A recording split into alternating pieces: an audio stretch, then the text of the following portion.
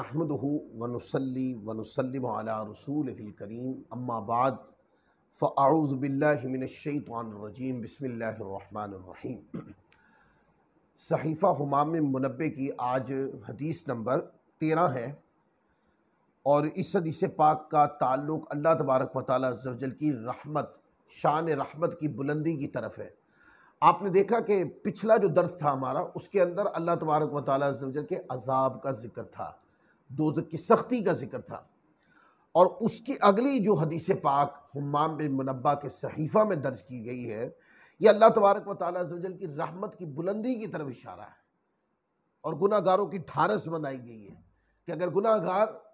کسی موقع کے اوپر اپنے آپ کو سچی توبہ کر کے اللہ تبارک و تعالیٰ عز و جل کی رحمت کی طرف اپنے آپ کو راغب کر لے تو اللہ تبارک و تعالیٰ کی رحمت بندوں کو معاف کر دیتی ہے۔ اللہ تبارک و تعالیٰ کا غضب بھی بڑا ہے، اللہ کی رحمت بھی بڑی ہے۔ تو کبھی سوال ہوتا ہے کہ غضب اور رحمت کے اندر جب ہم درجہ بندی کریں، یعنی یہ لفظ درجہ بندی کا تو نہیں کہنا چاہیے، یعنی کہ جب متوجہ کریں کہ غضب کے بڑے ہونے کی طرف توجہ کریں یا رحمت کے بڑے ہونے کی طرف توجہ کریں، تو اس حدیث پاک کے اندر اس چیز کا جواب دیا گیا ہے۔ آقا علیہ الصلوۃ والسلام نے ارشاد فرمایا کہ جب اللہ تعالیٰ نے مخلوق کو پیدا کیا اور پیدا کرنے کا فیصلہ کیا تو اپنے پاس عرش پر کتاب میں لکھ دیا۔ کیا لکھا؟ فرمایا کہ میری رحمت میرے غضب پہ غالب ہے، میرا غضب بھی بڑا ہے، میری رحمت بھی بڑی ہے، پر میری رحمت کا غلبہ جو ہے وہ میرے غضب کے اوپر ہے۔ تو اللہ تبارک و تعالیٰ عز و جل کی رحمت کو اگر بندہ صدق دل کے ساتھ اللہ تبارک و تعالیٰ کی رحمت پر یقین کامل کرتے ہوئے بندہ توبہ کر لے تو اللہ تبارک و تعالیٰ کی رحمت معاف کر دیتی ہے۔ آپ بخاری شریف میں پڑھ کے دیکھیں، وہ دیکھیں نا،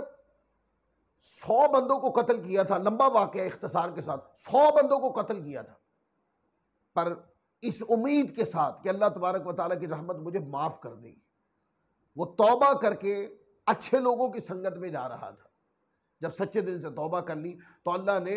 100 بندوں کے قاتل کو بھی اللہ تبارک و تعالیٰ کی رحمت نے معاف کر دی۔ لہذا صدق کے دل کے ساتھ، اور ایک حدیث پاک کا یہ مضمون ہے، یہ مفہوم میں نے پڑھا تھا کہ حضور علیہ الصلوۃ والسلام کا ارشاد جس کا مفہوم ہے، فرمایا کہ اللہ تبارک و تعالیٰ کی حدیث قدسی ہے کہ بندہ اللہ کی رحمت پر، یا اللہ نے فرمایا کہ بندہ میری رحمت پر جو یقین کامل رکھتا ہے، یا بعض اس طریقے سے اس کی حدیث پاک کے مضمون کو بیان کرتے ہیں کہ حضور علیہ الصلوۃ والسلام نے فرمایا کہ جو بندہ اللہ کی رحمت پر یقین کامل کرتے ہوئے اللہ تبارک و تعالیٰ کی رحمت سے جو بھی حسن ظن رکھے گا وہ اللہ کی رحمت کو ویسا ہی پائے گا۔ یعنی اگر ایک بندہ ہے اور گناہ سے توبہ کرنے کے لیے اس نے اپنا یہ ذہن بنا لیا اور اللہ کی رحمت پر یقین کامل ہو گیا اس کا کہ میرے اللہ کی رحمت ضرور مجھے معاف کرے گی، تو اللہ تبارک و تعالیٰ کی رحمت اس کو معاف فرما دیتی۔ اسی طرح اور کئی باتیں ہیں، کہتے قیامت کا دن ہوگا، اللہ تبارک و تعالیٰ کی بارگاہ میں ایک شخص کو لایا جائے گا اور شخص کو لا کر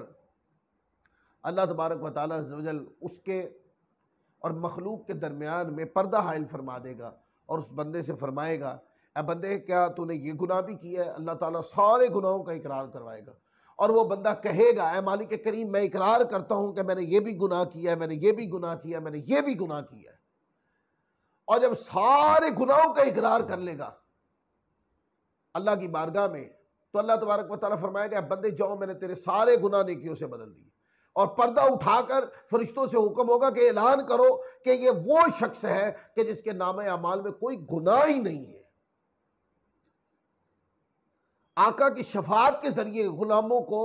دوزخ سے نکال کر جنت کے اندر ڈالا جو جا رہا ہوگا، یہ اللہ تعالیٰ کی رحمت کا پرتو ہوگا۔ قیامت کے بے حساب امتوں کو، بے حساب مسلمانوں کو اللہ تبارک و تعالیٰ عز و جل دوزخ سے نکال کے جنت میں ڈالے گا، یہ اس کی رحمت ہے۔ اور کہتے ہیں کہ قیامت والے دن حضور کی امت میں سے ایک بہت بڑا گروہ بغیر حساب کتاب کے جنت میں داخل کر دیا جائے گا، یہ مصطفیٰ کی شفاعت ہوگی اور اللہ تبارک و تعالیٰ عز و جل کی رحمت ہی ہوگی۔ یہاں تک مسلم شریف میں احادیث ہے کہ بالآخر جو بخشش ہے، حقیقت بخشش، وہ اعمال سے نہیں ہونی، اللہ کی رحمت سے ہونی ہے۔ تو آپ کہیں گے پھر اعمال کیوں کرتے ہیں؟ اعمال اللہ کی رضا کا ذریعہ ہے، اعمال اللہ تبارک و تعالیٰ کی رحمت کے حصول کا ذریعہ ہے، اعمال اللہ کی رضا فرما برداری کا ذریعہ ہے، اعمال اللہ کی رحمت دلواتے ہیں، اور جس کو خدا کی رحمت نصیب ہوگی اسی کی بخشش ہوگی۔ تو اس کے اندر یہ بتایا گیا، اے خدا کے بندو، اللہ کی بندگی کرنے والوں، اگر گناہ ہو گیا ہے بھول چوک میں تو کبھی خدا کی رحمت سے مایوس نہیں ہونا، اللہ کی رحمت پر یقین کامل رکھنا۔ حالات کچھ تنگ ہیں تو صبر کا دامن پکڑ کے رکھے، خدا کی رحمت پہ یقین کامل نہیں ٹوٹنا چاہیے۔ اگر حالات نے پریشان کر دیا ہے، کاروبار کی تنگی آ گئی ہے، یا کوئی رشتہ داری کے اندر اتار چڑھاؤ آ گیا ہے، کوئی دنیاوی میل ملاپ میں اتار چڑھاؤ آ گیا ہے، زندگی کسی بند گلی کی طرف بظاہر نظر آتی ہے، صبر کا دامن پکڑ کے خدا کی رحمت پہ یقین کامل کبھی ترک نہ کریں،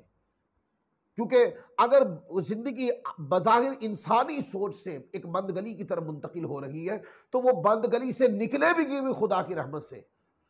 اور وہ تنگ زندگی جو ہے اس کے اندر خوشیاں کب آئیں گی؟ جب اللہ تبارک و تعالیٰ کی رحمت چاہے گی۔ تو خدا کی رحمت سے کبھی بھی مایوس نہیں ہونا چاہیے۔ تو اس حدیث پاک کے اندر، حدیث نمبر 13 کے اندر اس چیز کا پیغام ہے کہ کچھ بھی ہو جائے، خدا کی رحمت سے بندے کو کبھی بھی یقین ترک نہیں کرنا چاہیے، اور خدا کی رحمت پر یقین ترک اس وجہ سے نہیں کرنا چاہیے کہ خدا کی رحمت اس کے غضب پر بھی حاوی ہے۔